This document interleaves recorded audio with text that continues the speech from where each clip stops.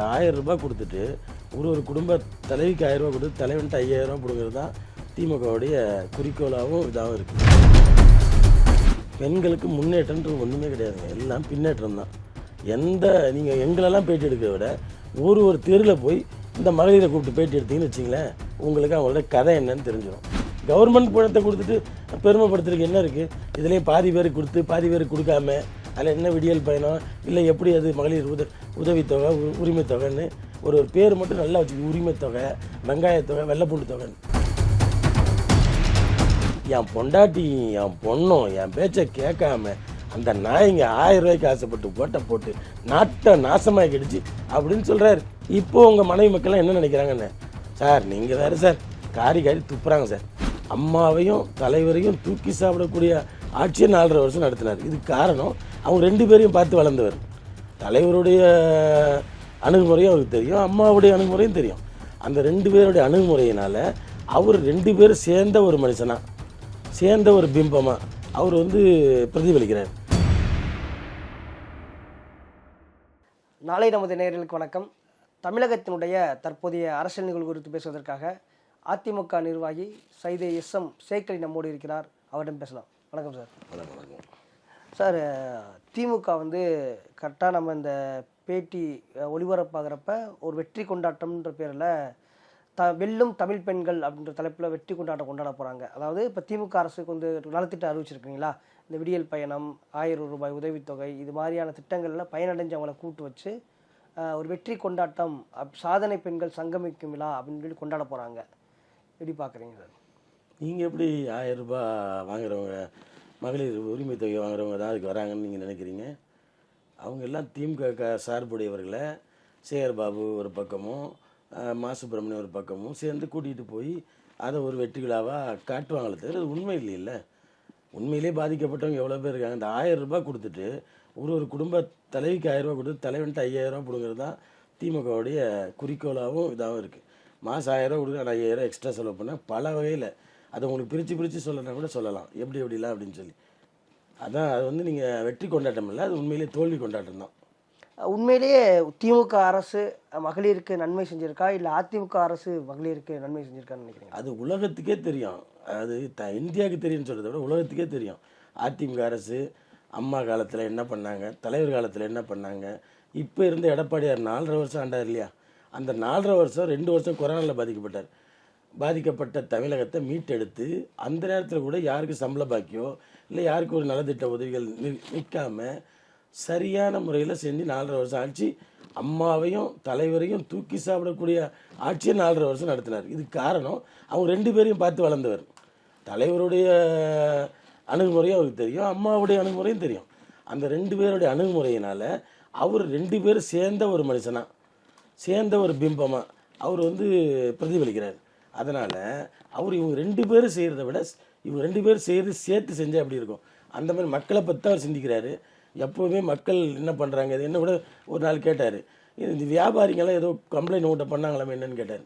அப்போ நான் சொன்னேன்னா இந்த மாதிரி ஒரே தமிழ்நாடு டேக்ஸ் போட்டதுனால ஏடா குடும்பம் அப்பப்போ கடையில் ரைட் பண்ணுறாங்களாம், ஏதோ பண்ணி 1 லட்சம் 2 லட்சம் கொடுங்கன்னு சொல்லி கேட்டு வாங்குறாங்களாம் அப்படின்னு சொன்னேன். இந்த மாதிரி கொடுமையெல்லாம் நடக்குதாப்பா அப்படின்னு கேட்டார். ஆமாண்ணே அப்படின்னு சொன்னேன். அந்த மாதிரிலாம் ஒரு இதை அவர் உன்னிப்பாக கவனிச்சிக்கிட்டு இருக்காரு. அதனால் வியாபாரிக்கும் சரி, அது மகளிருக்கும் சரி, யாராக இருந்தாலும் அவர் இருக்கும்போது நல்லது தான் நடந்துச்சு, நல்லதான் பண்ணார். இனிமேல் இன்னும் நல்லது பண்ண போகிறார். ஏன்னா இந்த 5 வருஷம் இவங்க பண்ணுற கொடுமையெல்லாம் பார்த்துட்டாரு. அப்போ மக்கள் படுற கஷ்டத்தையும் பார்த்துட்டாரு, எல்லா கஷ்டத்தையும் உணர்ந்துட்டார். அவர் எல்லோரும் போய் சொல்ல அவர் எல்லா விஷயத்தையும் கேதர் பண்ணிட்டார். அப்போ இனிமேல் வரப்போகிற ஆட்சி காலத்தில் அவர் உட்கார்ந்த உடனே எவ்வளோ நன்மைகள் பண்ணுறாரு, இந்த மக்கள் எவ்வளோ சந்தோஷப்பட போகிறாங்க நீங்கள் பார்க்க போகிறீங்க. இல்லை, இப்போ அம்மா ஆட்சி காலத்தில் தான் மகளிருக்கான உண்மையான நலத்திட்டங்கள் கிடைக்கப்பட்டதா சொல்லப்படுது. நிறைய பெண்கள் நம்ம சொல்ல கேட்டிருக்கோம்.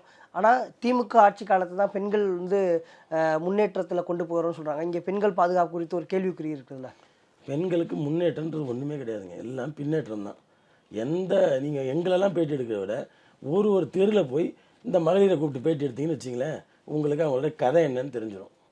என்ன நீங்கள் எங்களை பேட்டி எடுத்து நான் உயர்ந்தவன் அவன் தாழ்ந்தவன் அப்படின்னு சொல்லிக்கிட்டு இருக்கிறத விட நீங்கள் ஒரு தெருக்காக போய் ஒரு 10 மகளிரை கூப்பிட்டு, இல்லை அந்த தெருவே எல்லாரையும் கூப்பிட்டு கூட நீங்கள் விசாரிச்சிங்கன்னா இவங்க என்ன கிழிச்சாங்க, என்ன பண்ணாங்க, இவங்களால எவ்வளோ பாதிக்கப்பட்டிருக்காங்க, வண்டையாக சொல்லுவாங்க. இவங்க எலெக்ஷனுக்கு ஓட்டு கேட்க போனால் கண்டிப்பாக ஒருத்தர் வீட்டில் கூட சிரிச்ச முகத்தோட யாருக்கு விட மாட்டாங்க. உறுதியாக சொல்கிறேன், இறுதியாக சொல்கிறேன், கண்டிப்பாக அதான் நடக்கும். நீங்கள் அந்த மகளிருக்கு அது பண்ணிட்டாங்க இது பண்ணிட்டாங்கன்னு சொல்கிறதெல்லாம் சும்மா. மகளிருக்கு பண்ணி இவங்க என்ன பண்ண போகிறாங்க? ஒரு புருஷன் பொண்டாட்டிக்கு 1000 ரூபா கொடுக்க வைக்கலாம்ல இருக்கான், இல்லை 1000 ரூபா கொடுத்து வைக்கலாம்ல இருக்கான். அதை சும்மா தர மாதிரியும் 1000 ரூபாய்க்கு லிப்ஸ்டிக் போடுன்றது, 1000 ரூபாய் வச்சுட்டு நீ ஸ்கூலு படின்றது, 1000 ரூபாய் வச்சுட்டு டியூஷன் படின்றது, இந்த மாதிரி கேவலத்தனமான வேலைகள்லாம் செஞ்சுக்கிட்டு இது கொடுக்கறது கவர்மெண்ட்டுடைய பணத்தை கொடுக்கறது இவங்க எப்படி கேவலப்படுத்தலாம்? எங்ககிட்ட மக்கள்கிட்டேருந்து வாங்குற வரி பணத்தை அவங்க யூட்டிலைஸ் பண்ணுறாங்க. அது யாருடைய பணத்தை அவங்க கொடுக்குறாங்க? அவங்க வீட்டு பாக்கெட்லேருந்து கொடுத்தாங்களா? லட்சக்கணக்கான கோடி அடித்து வச்சுருக்காங்களா, அதுலேருந்து கொடுத்தாங்களா? ஏதாவது கொடுத்தாங்களா? இல்லை. அப்படி இருக்கும்போது நீங்கள் எப்படி மகளிருக்கு 1000 ரூபா கொடுத்தாங்க, 1000 ரூபா கொடுத்து யார் வீட்டு பணத்தை கொடுக்குறாங்க? டாஸ்மாக் வழியாகவும் பஸ்ஸில் விடியல் பயணம்னு சொல்லி சும்மா அனுப்புறேன்னு சொல்லி ஆம்பளைங்க போகிற பஸ்ஸில் ரேட்டை ஏற்றி விட்டுறது, அதெல்லாம் என்ன பழக்கம்? அது ஏதாவது ஒரு விடியல் பயணன்றது ஒரு ஸ்டாப்பிங்கில் அது நிற்குதா? அந்த பஸ்ஸு நிற்குதா? இந்த ஸ்டூடெண்ட்ஸ் ஏற்றிட்டு போதா நிற்குதா? எவ்வளோ பேர் அவஸ்தைப்படுறாங்க நம்ம பார்க்குறோம், கண் கூட பார்க்குறோம். நீங்கள் இதுக்கு பேட்டி எடுக்குதுன்னா அவங்களே போய் எடுத்திங்கன்னா, மக்கள்கிட்ட போய் எடுத்திங்கன்னா உங்களுக்கு சரியான அவங்களுடைய நிலைமை என்னன்னு அவங்களுக்கே புரிய வரும். உங்களுக்கும் தெரியும், உங்களுக்கு தெரியும். இருந்தாலும் நீங்கள் கேள்வி கேட்கணுன்னு எங்களை கேட்டுட்ருக்கீங்க. மக்களை கேளுங்க, சரியான பதில் கிடைக்கும். இல்லை, இப்போ அம்மா தன்னுடைய ஆட்சி காலத்தில் தாலிக்கு தங்கம் திட்டம் இது போல நிறைய பெண்களுக்கு நிறைய சொன்னாங்க. ஆனால் அவங்க இது போல் விழாக்களை எடுத்தாலும் கொண்டாடவே இல்லை. இது போல் நாங்கள் இப்போ சாதனை பண்ணுறோம்னு சொல்லி பெருமைப்பட்டுக் கொள்ளவே இல்லை. ஆனால் திமுக அரசு ஒவ்வொரு விஷயத்துலையும் இது மாதிரி பண்ணிகிட்டே இருக்குது. ஏற்கனவே இந்த கல்வியில் சிறந்த தமிழ்நாடுன்னு சொல்லிட்டு திரைப்பட நடிகர்கள் இயக்குநர்களாக கூப்பிட்டு வச்சு ஒரு விழா கொண்டாடினாங்க. இப்போ இந்த மாதிரி விழாக்களை எப்படி பார்க்குறீங்க நீங்கள்? இங்கே விழா மட்டும்தான் நடக்குது, ஒன்லி ஷூட்டிங் அரசியல். எப்பா அதை உனக்கு கூப்பிடு உட்கார வை, நம்மளை பற்றி உயர்வாக பேசுகிறோன்னு பேச வை, சரியா அப்படின்னு சொல்லி ஒரு விழா நடத்திட்டு இருக்காங்க. அம்மா மக்களுக்கு நல்லது பண்ணுச்சு, சாதனையாக அவங்க நினைக்கவே இல்லை. மக்களுக்கு நல்லது பண்ணோம், அவங்களுக்கு இல்லாதப்பட்டவனுக்கு ஒரு துண்டாவது போய் சேரணும், காதில் மூக்கில் யாவது ஒரு தங்கம் இருக்கணும் அப்படின்னு அவங்க சிந்திச்சாங்க. ஏழைப்பாளைங்க நல்லா இருக்குன்னு நினச்சாங்க. இவங்களுக்கு அதெல்லாம் இல்லை. தன் குடும்பம் நல்லா இருக்கணும், தன் குடும்பத்தை சார்ந்தவர் நல்லா இருக்கணும், நம்ம மந்திரிமார்கள் நல்லா இருக்கணும், நம்ம கட்சிக்காரன் நல்லா இருக்கணும். கட்சிக்காரர் சைக்கிள் கூட இல்லாத கட்சிக்காரன் இப்போலாம் பென்ஸ் கார் வச்சுருக்கிற அளவுக்கு போயிட்டுருக்காங்க இந்த 5 வருஷத்தில். அது எங்கே இருந்தால் வந்தது, எப்படி தான் வந்ததுன்னு தெரியல. ஆனால் இதே ஒரு பாமரன் என்கிட்ட சொன்னான், சரி சார் நீங்கள் பெருசாக பேசுகிறீங்களே, நான் ஒரு விஷயம் சொல்கிறேன் கேட்குறீங்களா, இப்படி அடித்தாங்கன்னு கேட்குறீங்கள, அதுக்கு ஒரு விளக்கம் சொல்கிறேன் அப்படின்னா. சொல்லுப்பா நான் தெரிஞ்சுக்கிறேன் அப்படின்னு சொன்னேன்.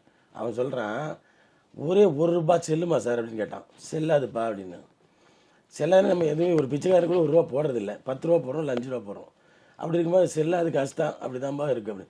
நான் உங்களுக்கு தமிழ்நாட்டில் உள்ள 7 கோடி பேர், வெளி மாநிலங்களில் வேலை பார்க்குறவங்க எல்லாம் சேர்த்து ஒரு 10 கோடி பேர் இருக்காங்கன்னு வச்சிங்களேன். அந்த 10 கோடி பேர் உங்களுக்கு 1 ரூபா ஜிபே பண்ணால் ஒரு நாள் வருமானம் உங்களுக்கு 10 கோடி ரூபா. நீங்கள் ஒரே நாளில் கோடீஸ்வரன் ஆகிடுவீங்க சார்.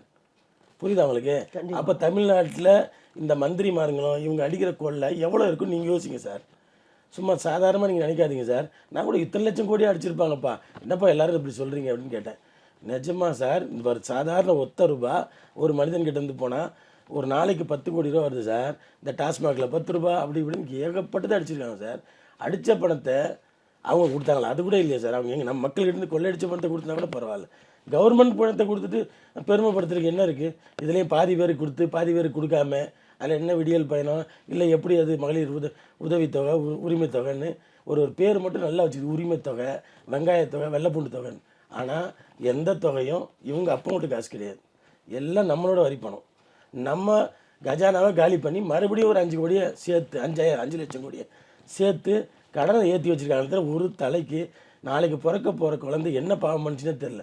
ஒரு குழந்தைக்கு 10 லட்ச ரூபா தலையில் ஏற்றி வச்சுருந்தா அது எவ்வளோ பெரிய கஷ்டமான ஒரு விஷயம். இல்லை, அதுக்கு தான் ஒரு விளக்கம் சொல்லியிருக்காங்கன்னா, இப்போ அரசுக்கு எவ்வளவு கடன் வாங்கலான்ற ஒரு நிர்ணயம் இருக்குது, அந்த அளவுக்கு தான் கடன் வாங்கியிருக்கோம்னு சொல்கிறாங்க. இந்த அரசு தமிழ்நாட்டை விற்கிற அளவுக்கு கூட கடன் வாங்கலாம். தமிழ்நாட்டை ஒரு நாட்டிலேருந்து ஒரு தமிழ்நாடு என்ன விலை அப்படின்னு பேசி கூட விற்றுடலாம். அரசுக்கு அந்த அதிகாரம் இருக்குன்னா என்ன வேணாலும் பண்ணுவீங்களா? ஒரு தனி மனிதன் தலையில் எவ்வளோ வேணாலும் சுமத்துவீங்களா? அது தவறு தானே அது? தனி மனிதனை நீ கடன் வாங்கி நீங்கள் சுமத்துறது நீங்கள் யார்? ஒரு நாட்டோட பிரஜை உங்களை நம்பி இருக்குதுன்னா அதுக்கு நல்லது செய்வீங்களா இல்லை அதுக்கு கெடுதல் பண்ணுவீங்களா? எல்லா வகையிலையும் பார்க்க போனீங்கன்னா மக்கள் நல திட்டத்துக்காகத்தான் நாங்கள் கடன் வாங்கிக்கோம் சொல்கிறாங்க. மக்கள் நல திட்டம் என்ன? எங்கேயாவது ரோடு ஒழுங்காக இருக்கா சொல்லுங்கள். முதல்ல கட்டமைப்புனா என்ன? அது ஏதாவது தெரியுமா? அதாவது ரோடு போடணும் அப்படின்னா அதான் கட்டமைப்பு, பாலம் கட்டினா அது கட்டமைப்பு. இதெல்லாம் ஏடிஎம்கே பீரியடில் பண்ணதை இவங்க வந்து போஸ்டர் அடித்து ஸ்டிக்கர் ஒட்டி ஒட்டி தாம் பண்ணதை விளம்பரப்படுத்திக்கிறாங்களே தவிர இவங்க பண்ணது இந்த இரும்பில் போட்டுக்கிட்டு இருக்காங்க பாருங்கள் ஒன்று, அது நாளைக்கு விழுமோ நாளானைக்கு விழுமோ தெரியாது. சைதாப்பேட்டை பக்கம் அந்த மேம்பாலம் ஒன்று போட்டுருக்காங்க, அது என்னைக்கு வேணாலும் விழுந்துடலாம். அந்த மாதிரி ஒரு சூழ்நிலை, அதுவும் சீக்கிரம் திறக்கணும்னு சொல்லி அவ்வளோ வேகமாக நடக்குது. இது யாருக்கா இருந்தாலும் ஒரு பிரச்சனை. அன்னைக்கு கூட பார்த்தேன், ராஜேஷ் மாவட்ட இருக்கார் இல்லையா, அவர் எல்லாம் சோத்து கையாலே பேத்து எடுக்கிறாரு. இந்த லட்சத்தில் பண்ணிக்கிட்டு கட்டமைப்பு என்ன கட்டமைப்பு? கட்டமைப்புனா என்ன? அது ஒரு ஸ்ட்ராங் இருக்கணும். ஸ்டாலின் கட்டிட்டு போனார், அவர் ஆட்சி காலத்தில் மக்கள் வரி பணத்தை வச்சு கட்டினாரு, அது 1000 வருஷம் தாங்குச்சு அப்படின்னு சொன்னால் பாராட்டலாம். 5 நாளில் விழுந்துச்சுன்னா அதில் என்ன பாராட்ட வேண்டிய விஷயம் இருக்குது? என்ன கட்டமைப்புன்னு தெரில. ஸ்டாலின் மட்டும் முதல்வராக இருந்தால் பரவாயில்ல, ஒரு 5-6 முதலமைச்சர் இருக்கிறதுனால அது அவங்க பிள்ளை, மனைவி, தங்கச்சி அப்படின்னு ஏகப்பட்ட முதலமைச்சர் இந்த வீட்டில். அதனால் ஒரு அமைச்சரை கூட சரியாக கண்காணிக்க முடியாது. ஒரு அமைச்சர் பயப்பட மாட்டாங்க. ஏன்னு கேட்டால் ஒரு முதலமைச்சர் இருந்தால் அவங்களுக்கு கீழே வேலை பார்ப்பாங்க, பல முதலமைச்சர் இருந்தால் எப்படி வேலை பார்ப்பாங்க? இவங்கெல்லாம் அவங்க காப்பாற்றாங்க, அவங்களாம் இவங்க காப்பாற்றாங்க. ஒரு தவறு முதல்ல ஆரம்பிக்கிறதே முதலமைச்சர்கிட்ட இருந்து தான். அவர் சரியாக இருந்தால் எல்லாமே சரியாக இருக்கும், யாரும் ஒன்றும் பண்ண முடியாது. ஏன் 4.5 வருஷம் என்ன நடந்துச்சு? யார் மேலே குறை இருந்ததா? 4.5 வருஷம் ஒரே முதலமைச்சர் எடப்பாடியார் மட்டும் இருந்தார். அவங்க குடும்பத்தில் யாராவது வந்து என்டர்ஃபயர் ஆனாங்களா? அவங்க மனைவியாவது யாருக்காவது தெரியுமா? கண்டிப்பாக. அவங்க பசங்களுக்கு தெரியுமா? கண்டிப்பாக. அதுக்கு பேர் தான் முதலமைச்சர். எல்லா இடமும் இங்கே பாருங்கள், இந்த 2 மந்திரிக்கும் நம்ம ஸ்டாலின் உடைய ஒய்ஃபு தான் முதலமைச்சர், அவங்க மனைவி தான் முதலமைச்சர். அவங்க 2 பேருக்கும், இங்கே உள்ள சேகர் பாபுவாக இருக்கட்டும், இங்கே உள்ள மா சுப்பிரமணியம் இருக்கட்டும், அவங்க 2 பேருக்கும் முதலமைச்சர்னா ஸ்டாலினோட ஒய்ஃபு. அப்படித்தானே இருக்காங்க. அப்படி இருக்கும்போது ஒரு ஆள் கட்டுப்பாட்டில் ஒரு குடும்பம் இருந்தால் தான் அந்த குடும்பம் நல்லா இருக்கும். அதை விட்டு பலர் கட்டுப்பாட்டில் அந்த குடும்பம் இருந்ததுன்னா அந்த குடும்பம் எப்படி நல்லா இருக்கும்? குடும்பன்றது தமிழ்நாடு, தலைவன்றது முதலமைச்சர். அந்த தலைவன் சரியாக இருந்தால் மட்டும் தமிழ்நாடு நல்லா இருக்கும். இதை யோசிக்க வேண்டிய விஷயம் தானே. கண்டிப்பாக. இப்போ சமீபத்தில் அதிமுக ஒரு பொதுக்குழு, வரலாற்று சிறப்புமிக்க பொதுக்குழு கூட்டப்பட்டது. அதில் தீர்மானங்களும் நிறைவேற்றப்பட்டு இங்கே இருக்கக்கூடிய திமுகவுக்கு அரசனுடைய அவலங்களை சுட்டிக்காட்டி அதுக்கு கண்டனம் தெரிவிக்கப்பட்டது. அதுக்கு பின்னாடி இப்போ தேர்தலுக்காக அதிமுக களமிறங்கி விருப்ப மனு வாங்கப்பட்டிருக்கு. இந்த பொதுக்குழுவை எப்படி பார்க்குறீங்க? தேர்தல் எப்படி சூடுபிடிக்க ஆரம்பிச்சிருக்கு? வரலாற்று சிறப்புமிக்க பொதுக்குழு, அந்த பொதுக்குழுவில் ஒரு சின்ன சத்தம், ஒரு சின்ன சலசலப்பு, ஒரு எதிர்ப்பு குரல் எதுவுமே இல்லாத சந்தோஷமாக இருந்து மக்களாக உட்காந்து தொண்டனோட தொண்டனாக உட்காந்து அவர் உணவருந்தி அவர் அதை உணவை கூட டேஸ்ட் பண்ணி பார்க்குறாரு. மக்களுக்கு இங்கே நம்ம தொண்டர்களுக்கு போய் இது கொடுக்கப்பட்ட உணவு நல்ல தரமாக இருக்கான்னு அவர் டேஸ்ட் பண்ணி பார்த்து சாப்பிட்டார். இதெல்லாம் பார்த்து பொறுக்க முடியாமல், அந்த கூட்டத்தை பார்த்து பொறுக்க முடியாமல், நாளைக்கு ஆட்சிக்கு வந்தால் நம்ம தண்டவாளம் ஏறிடுமே, எப்படியாவது ஏமாற்றி மக்களை ஏமாற்றி மறுபடியும் ஆட்சியில் வந்துட்டா நம்ம வண்டாளங்களை மறுபடியும் மறைக்கலாமே, இல்லைன்னா மாட்டிப்போமே, நாளைக்கு ஏதாவது பிரச்சனைனா எல்லா பிரச்சனையும் நம்ம தள்ள வந்து விழுமே, இதெல்லாம் எப்படி தப்பிக்கிறதுன்றதுக்காக என் உணவு என்னென்ன சப்பு கட்டோ பேசி அலைகிறான். சத்தியத்துக்கு இது உண்மையில் ஒன்றும் இல்லை. இது மாதிரி ஒரு சில ப்ரெஸ்ஸுகளை தவிர அத்தனை ப்ரெஸ்ஸுகளும் பணத்துக்கு விலை போய் காசுக்காக வேலை பார்க்குறாங்க. வேசி ப்ரெஸ்ஸுகளாக ஆயிடுச்சு. இதான் உண்மை. அத்தனையும் செய்யாதவன்ட்டு செஞ்சதாகவும் நடக்காதவன்ட்டு நடந்ததாகவும் மாற்றி பொய்யை சொல்லி தமிழக மக்களை பிரெயின் வாஷ் பண்ணிகிட்டு இருக்காங்க. ஓரளவுக்கு தான் ஏமாற்ற முடியும், எப்போவுமே ஏமாற்ற முடியாது. எல்லாருக்கும் எல்லாம் தெரிஞ்சு போச்சு. அவங்க செய்ய வேண்டியதை வரப்போகிற எலெக்ஷனில் கண்டிப்பாக செய்வாங்க.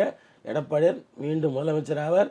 அவர் அம்மாவையும் தலைவரையும் பார்த்து வளர்ந்ததுனால அவங்க 2 பேரோட எஃபோர்ட்டையும் இவர் ஒருத்தர் கொடுப்பார் மக்களுக்கு. நல்ல விதமாக எல்லாமே நல்ல விதமாக தான் இருக்கும். ஆனால் சொல்கிறேன். ஆனால் திமுகவில் வந்து ஆர்எஸ் பாரதி வந்து ஒரு அறிக்கையை கொடுத்துருக்காரு. என்னன்னா கண்டிப்பாக வந்து இந்த எடப்பாடி வந்து அமித்ஷா மீது ரொம்ப பயத்தில் இருக்காரு, அவர் சொல்கிறதா இங்கே இந்த கூட்டணியோட பவரே வந்து அவர் தான் அதிகாரம் இருக்குது, இந்த தோல்வியை மறைக்கிறதுக்காக போடப்பட்ட ஒரு மேக்கப் தான் இந்த பொதுக்குழுன்னும் 2026 மக்கள் ஒரு படுதோல்வியை கொடுப்பார்கள் அதிமுகவுக்குன்னு சொல்லியிருக்காரு. நான் என்ன சொல்கிறேன்னா, யாருக்கும் சளைச்சவங்க இல்லை, யாருக்கும் பயந்து வாழ வேண்டிய அவசியம் இல்லை. என்ன, இவர் தான் முதலமைச்சர், இவர் முடிவெடுக்கிறதா எதாக இருந்தாலும் அதில் அமித்ஷாவோ இல்லை வேற யாரோ தலையீடோ கண்டிப்பாக இருக்காது. அந்தளவுக்கு கேவலமானவங்களும் அவங்க இல்லை. மற்றவங்களாம் பிம்பத்தை உருவாக்குறாங்க. என்னென்னா நிறைய ஒரு பொய்யான தகவல். இப்போ பிஜேபி அப்படின்னா அது தீண்டத்தகாத கட்சி தமிழ்நாட்டை பொறுத்த வரைக்கும் அப்படி தான் சொல்கிறாங்க.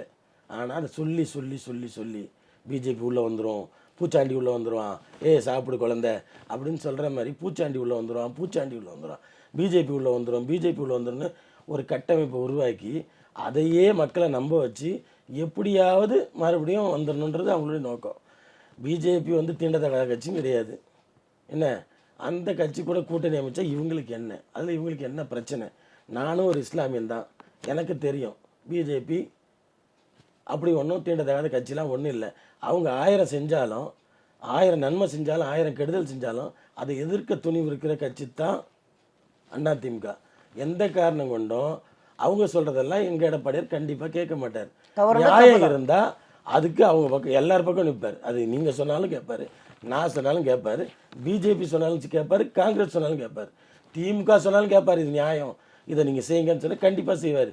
நியாயம் இல்லாத எந்த விஷயத்த யார் சொன்னாலும், ஏன் ஆண்டவனே நேராக வந்து சொன்னா கூட அவர் செய்ய மாட்டார். மக்கள் விரோதமாக எது நடந்தாலும் அது இஸ்லாமியருக்காக இருந்தாலும் சரி, கிறிஸ்தவர்களுக்காக இருந்தாலும் சரி, ஒரு எஸ்சி பீப்புள்ஸ்க்காக இருந்தாலும் சரி, யாருக்காக இருந்தாலும் சரி, யாருக்கும் துரோகம் இழைக்க மாட்டார், யாருக்கும் கெடுதல் நினைக்க மாட்டார், கெடுதல் செய்யவும் மாட்டார். அது எனக்கு உறுதியாக தெரியும். ஏன்னா அவர் பக்கத்தில் இருந்து நான் பார்க்கறதுனால சொல்கிறேன்.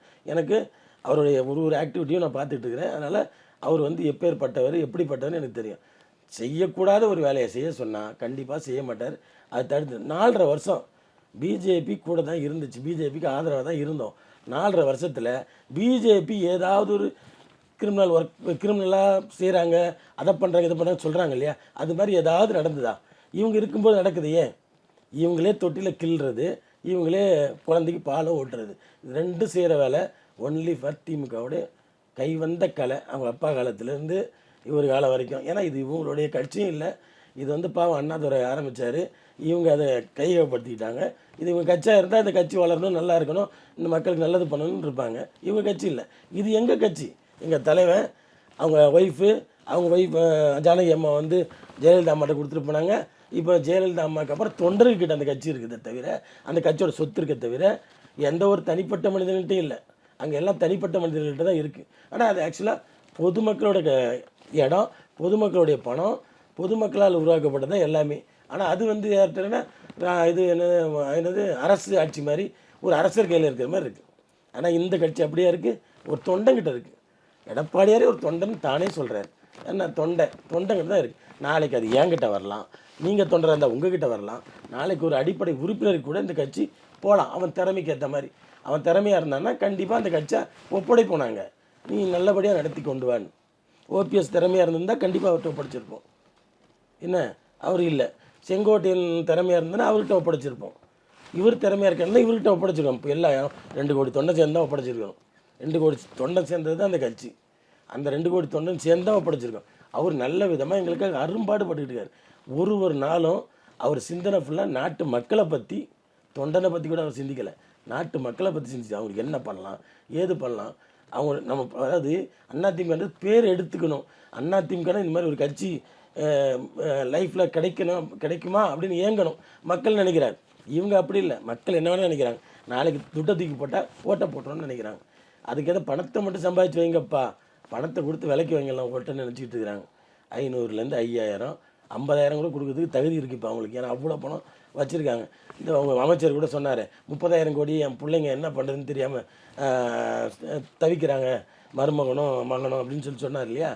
அது மாதிரி அவங்ககிட்ட கணக்கு வழக்கெல்லாமல் அடித்து வச்சுட்டாங்க. எல்லாரும் பணம், எங்கள் மக்களுடைய பணம், நம்ம தமிழ்நாட்டு மக்களோட பணம் எல்லாத்தையும் அடித்து வச்சுட்டாங்க.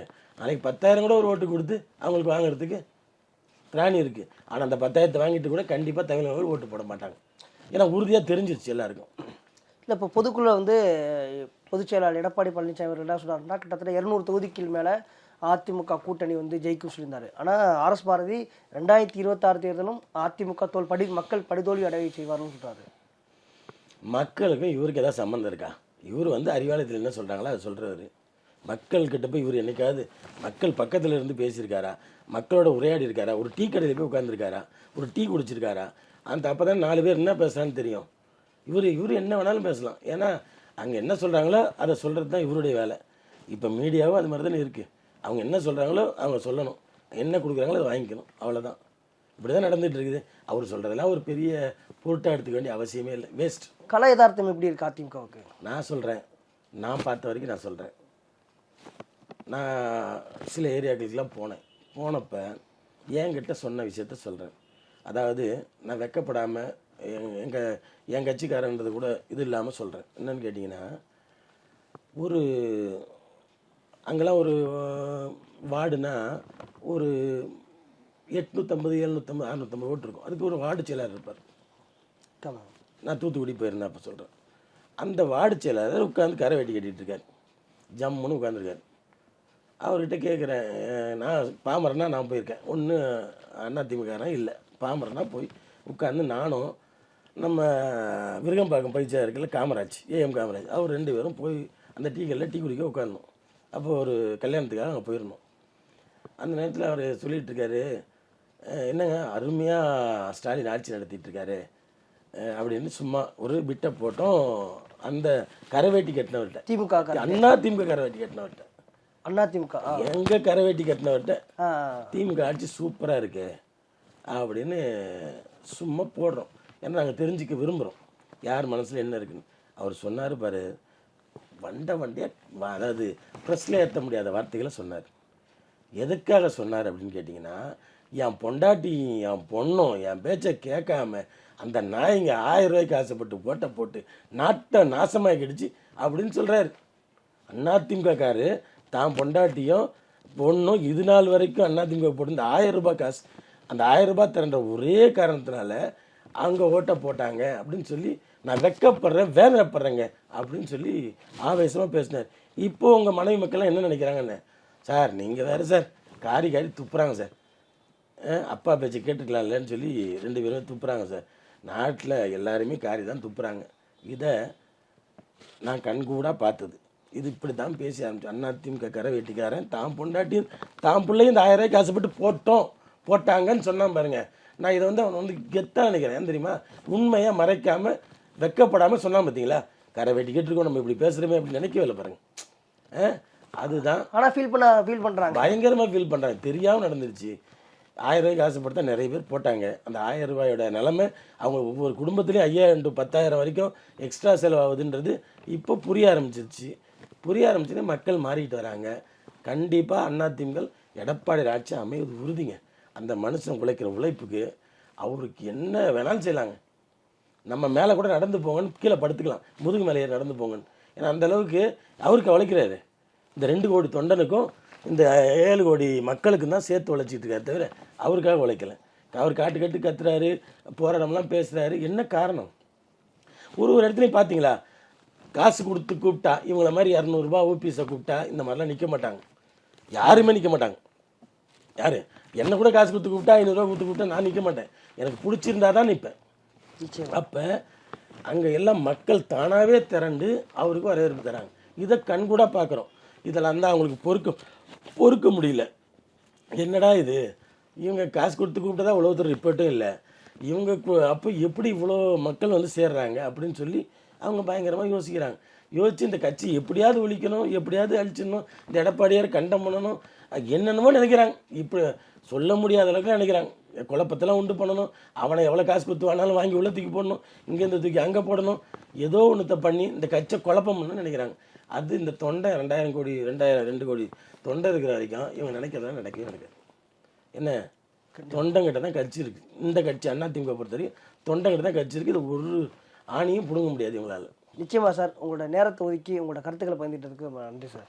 மகிழ்ச்சி.